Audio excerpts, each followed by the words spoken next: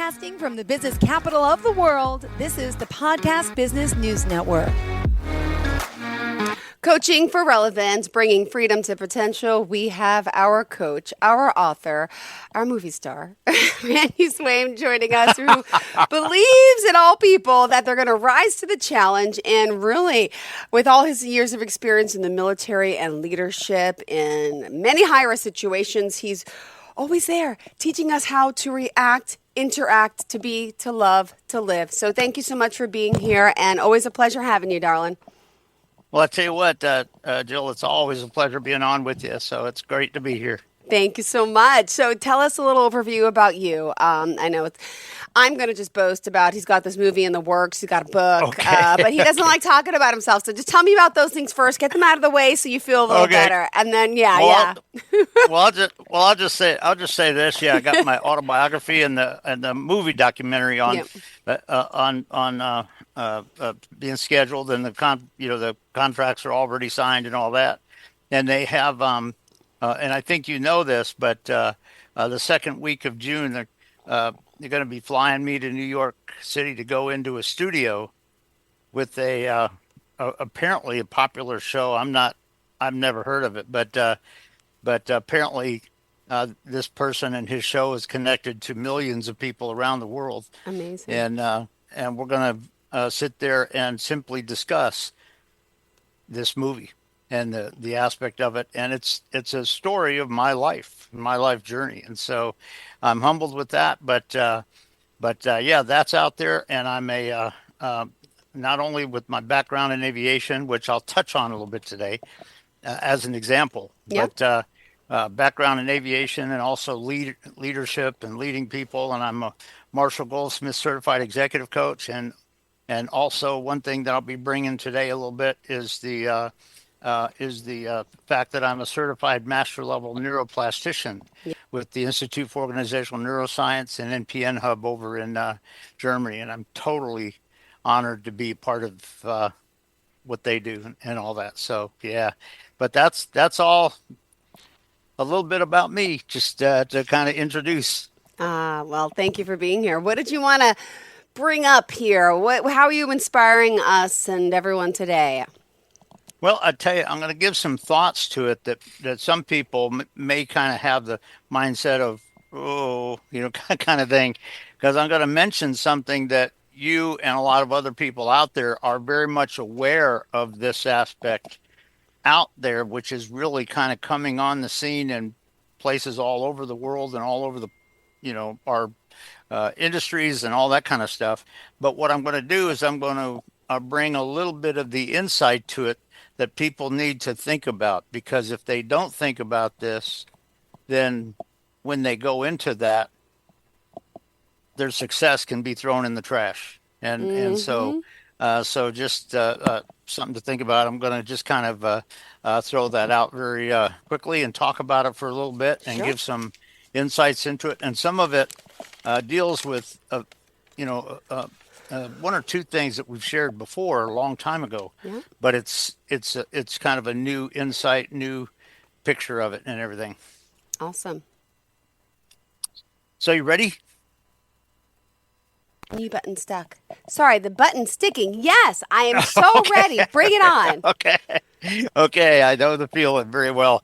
Well, listen, what I wanted to do today, and I'm going to give you a picture from the aviation background, which is sort of aligned with the central theme that I'm going to bring today, because this is something that people across our world want to, keep in mind. And very often they don't. And if you think about it, and I'll first of all just sort of mention it, but then I'll also give just the aviation sort of image picture, if you will, of it and everything, but then bring it out, the fact that people need to really think about this when you're talking about it. And as you know, Jill, I'm very sure that you know this, but as you know, the artificial intelligence and AI is coming into such a key aspect of societies and industries and all of that kind of stuff. And you have people out there, selling it all over the place and everything. but I'm going to bring an insight into it because one Okay. of the things that you don't want to do, and what I'm about to say is not something that everybody that's out there bringing it, does it dysfunctionally. They may do it at different levels. Who Yeah. knows? But one of the things that is with AI, one of the things that people will say when they're trying to sell it and bring it to the scene, and there can be a few benefits to it, but they try to make it sound like you don't have to worry about it because this will just take care of it. And you know what? That is not true.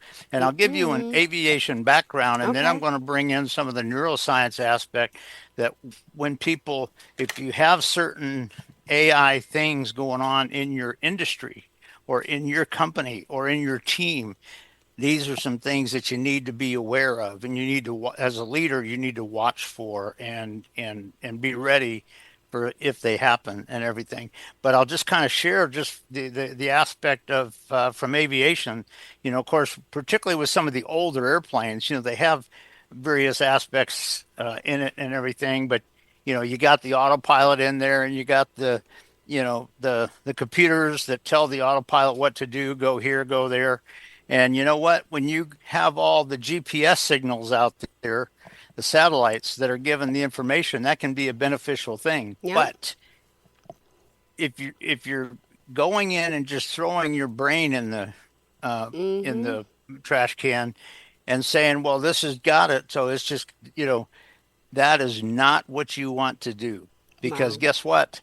Even AI, Yep. regardless of how Mm-hmm. great it is at how whatever its perceived capability is, regardless of any of that, it is not perfect. Wow. And when you're talking about, artificial intelligence and things like that, there's certain, kind of academic, I guess, if you want, assumptions in it Yeah. that it goes for. But you know what? What happens when the scenes are not in line Mm-mm. with what it's expecting? And there's been a number of times when I'm evaluating and training a pilot where, in fact, there's one case I can think of right off the top of my head. The autopilot with the uh, FMS, which is the computer navigation computer and everything, took him into a holding pattern, and it was all great. Well, he said, "Well, okay, I'll tell you what, here's what we're doing next. So let's go ahead and put it in there." Well, guess what? They put in what they were going to do next. And of course, as soon as he put it in the computer, the airplane rolled out and went out of the holding pattern at a time when he wasn't cleared to yet and stuff. And so, you know, the fact is it wasn't the system Yeah. that was the problem for him. It was his thinking and how he put his thinking aside. And one of the things that people often don't realize, because they kind of go with what somebody said about Okay. the AI and the automation and the capability and all that. One of the things you never want to do is take your brain aside and just say, well, it's doing it. So, whatever. You got to be aware of what it's doing, what it's supposed to be doing. And the bottom line is, if it ever starts to do something that was not what you intended, you have to know that quick. You have to know right this second. And what are you going to do? And because here's the thing, if you're looking for the AIs to make all your decisions for you, what happens when a decision comes up that doesn't fit all the factors that are on scene that you're aware of? Yeah. Because it's going with the rote picture that the designer put into it a while back and everything. And so it's just something to think about on that. It's not perfect, but when you're talking about neuroscience, I know when we were talking about neuroscience before, I brought out several of the aspects of neuroscience Yeah. and some of the chemicals the brain releases to let you know something and things like that. Mm-hmm. And like I said, once you put it into the AI, your dopamine fix may be going, okay, you're good. It's going to do it. Just go do it. Well, guess what? What happens when it doesn't? Are Yeah. you ready for it? And the other part of it too that I throw out is what you don't want to do is take your neuroscience mental processing ability. Mm-hmm. Remember the processing, which assesses what's coming on scene Yeah. with what you're seeing, because what the AI is doing It Ah, may be part of the issue, but it may be part of the thing that's holding it back as well. Because when a factor's coming on scene, you may have to kind of adjust it so that it goes in a slightly different direction to either minimize the risk or achieve real success in it and everything. And those aspects, when you're talking about your mental processing, what happens with a lot of people when you're focused on autopilots or if you're focused on anything that's AI related, artificial intelligence, you're just saying, well, it knows what to do. yeah. You want to bet? Is it aware of every single thing that could come on the scene today? Mm-hmm. No, not always.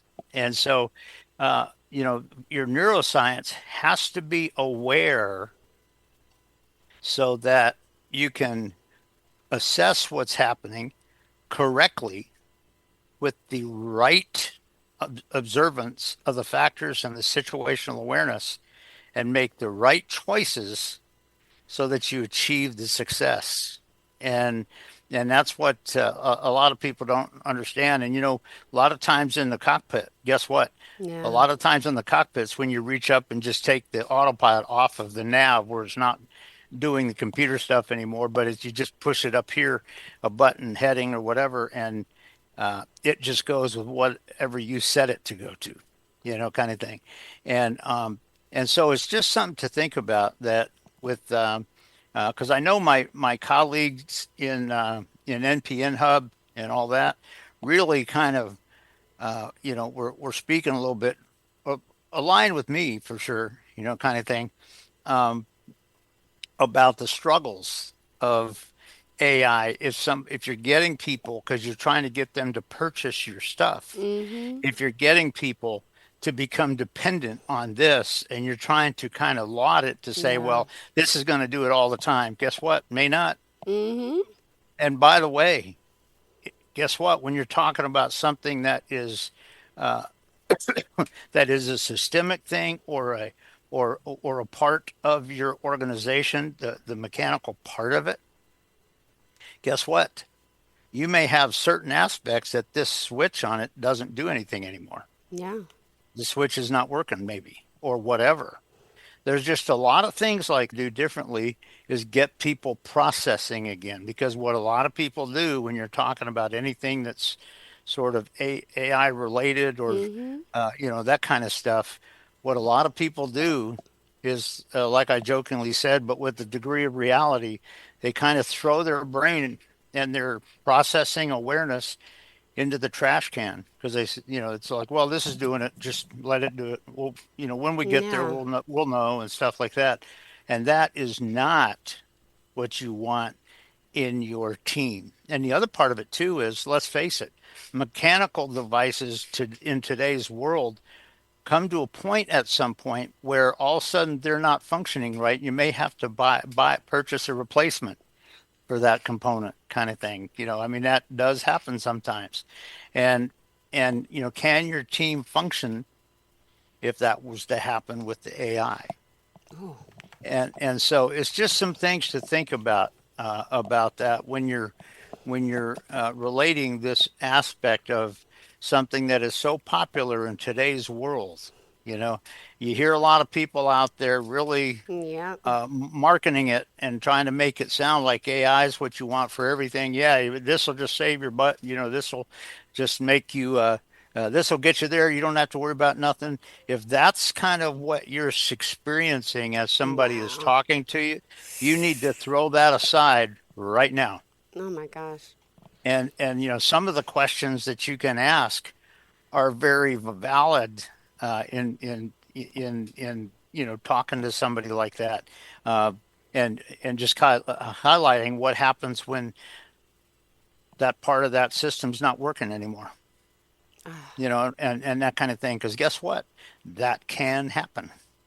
And it's so it's just something to think about that a lot of people kind of hold back from. And like I said, can AI be a positive thing? For in certain circumstances, yeah, it can possibly. Okay, and it's not that it's useless. It's not that it's just nothing. But the bottom line is if you get your people and your team solely dependent on it, Yeah. you're not getting the job done and you're not preparing, you're not developing, and you're not making your organization and your team prepared for success.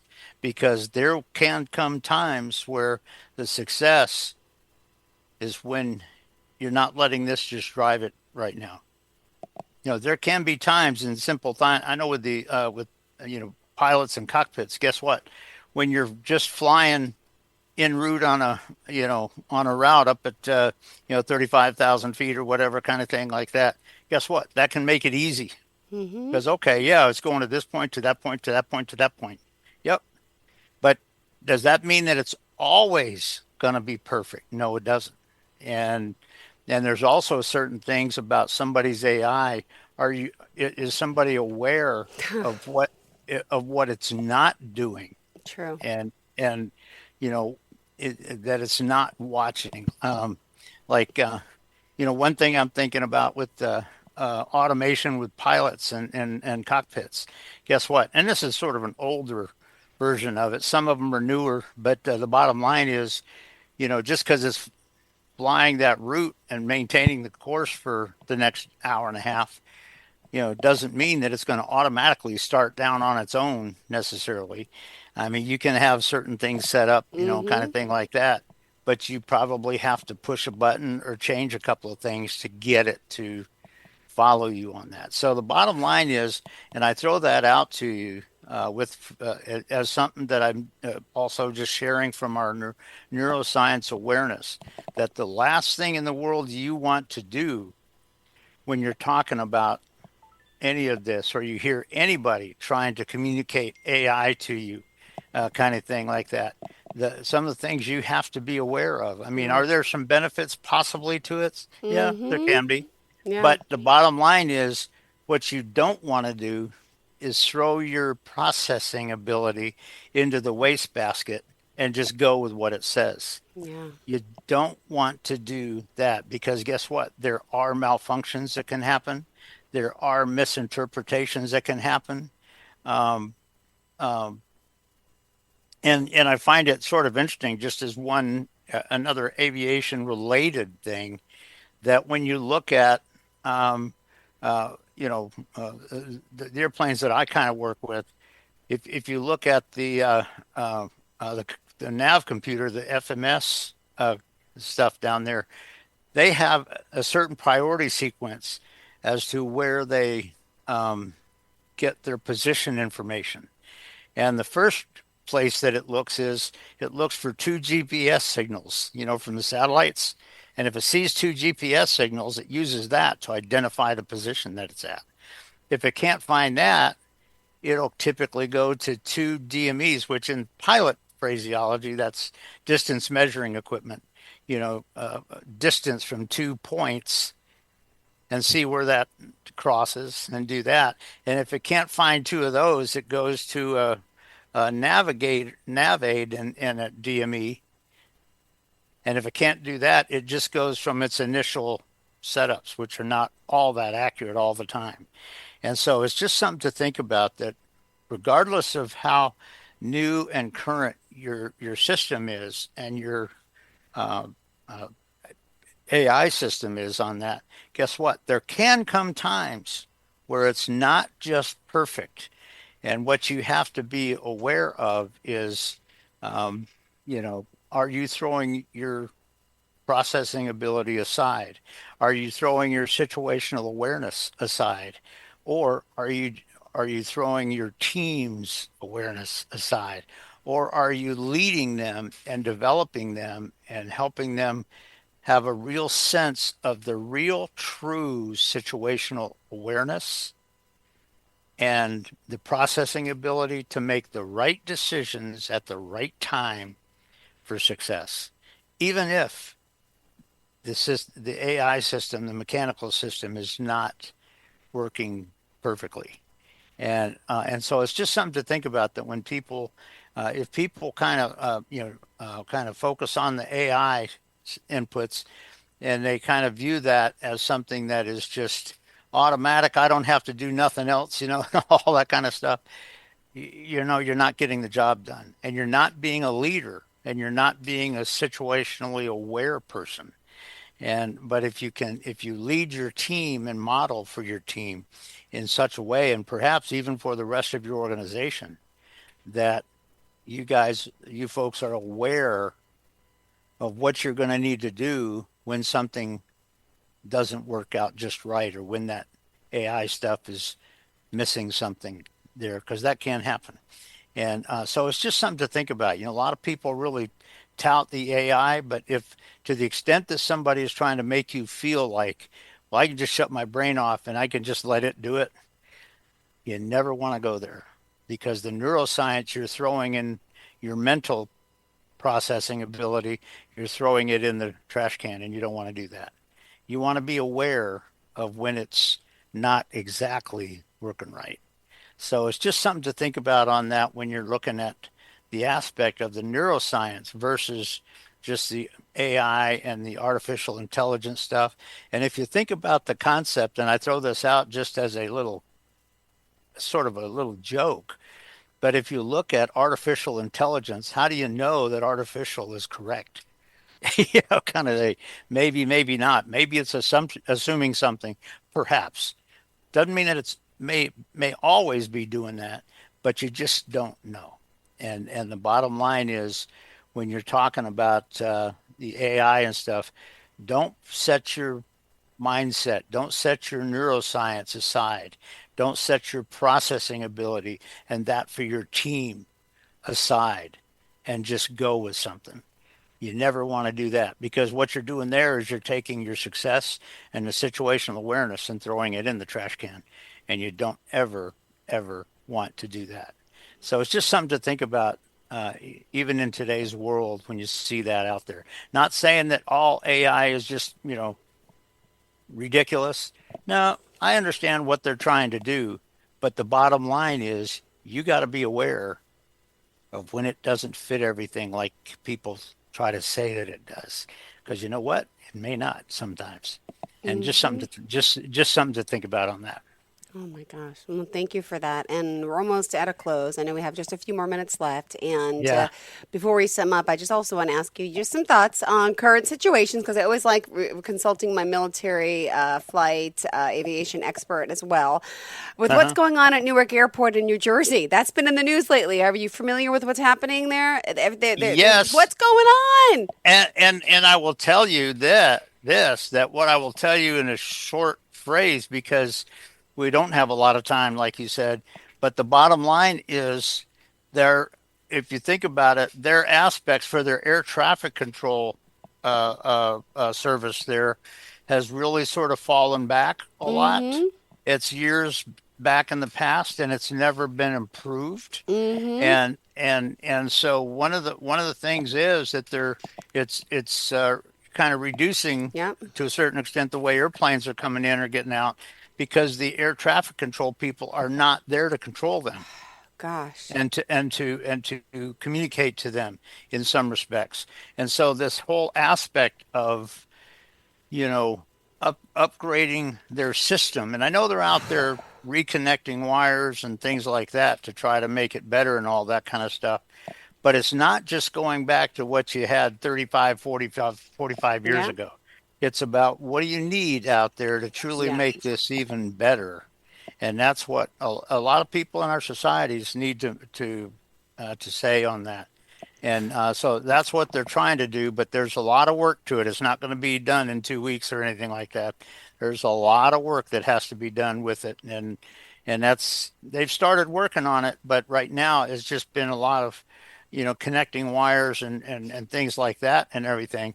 But there's other aspects about it, of how they want to make it so that the air traffic control services are really bring safety and awareness and success to what they're doing at that airport. And guess what? May be a model for what you can do at other airports, perhaps too. And so, because and as you know, up in the New York area, guess what? Here's where a lot of airplanes go, kind of thing. A lot of aspect goes up there, and if the air traffic control is struggling, that's an issue, and no two ways about it. So they're working on trying to do that, but I think that they're looking at how to grossly improve it, which I think they probably need to do in some respects, and just find out with what they have up there, what is it that's going to really make this work. Always a pleasure. Thank you for that, Randy. And how did you want to kind of sum up for today in our last few minutes? Well, I'll tell you what, I'll just simply say this, that, that never, like I said, when people are trying to give you stuff and go into sort of more modern ideas and thoughts, don't put your processing aside. Don't put your neuroscience aside. Don't put your brain aside. Really understand the factors, really understand the reality of it. And also understand how you and your team are going to be aware of when things need to be a little bit different or whatever in any situation that you get into, whether you're dealing with AI or anything else like that. The mental processing is key. And that's part of the neuroscience aspect that, so often, and I think you kind of know this, so often in today's world, people have just been, trained and developed to just accept rote superficial academic things. And you know what? Sorry, that's not what you want to do. That's not neuroscience. That's just going with what you hope for. And you know what? You can't do that. Don't assume that.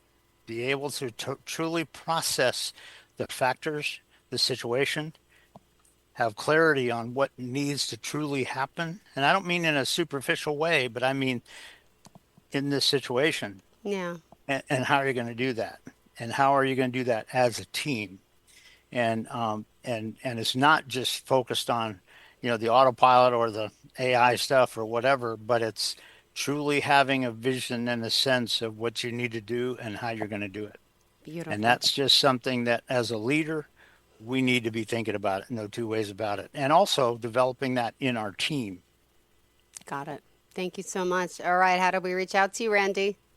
Well, as you know, you can go to my website, coachingforrelevance.com. And if you go to the very front homepage on that at the very bottom, it has my email and my cell phone number on it. And as you know very well, Jill, as we talked times before, that I don't do sales calls. So if somebody wants to just call and have a chat, be glad to do that. If they have a need, we'll come up with something. But I welcome if anybody wants to have a chat. I welcome that. Thank you, Randy. As always, a pleasure speaking with you. Thank you for today. Well, sounds good. Well, listen, thank you too, and I appreciate it. And we'll look forward to being with you again. Can't believe it. All right, awesome. In a few more weeks, congrats on that show coming up and everything that's happening. We'll chat next week, I hope. Bye-bye. Sounds good. Take care now. Broadcasting from the business capital of the world, this is the Podcast Business News Network. It's Thursday night, and you're grabbing drinks with some friends. Started off with a pitcher for the table, which quickly becomes two. There's pool. And there's the photo booth. All right, everybody squeeze in. Say cheese! Followed naturally by an order of wings. And another. Can we get some extra ranch sauce? Then there's the ceremonial nightcap. So what are we doing this weekend? And lastly, it's back to the car, which, if you're buzzed,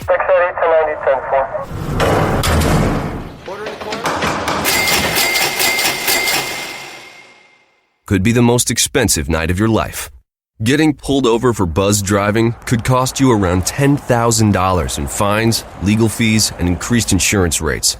Nothing kills a buzz like getting pulled over for buzz driving, because buzz driving is drunk driving. Brought to you by the National Highway Traffic Safety Administration and the Ad Council.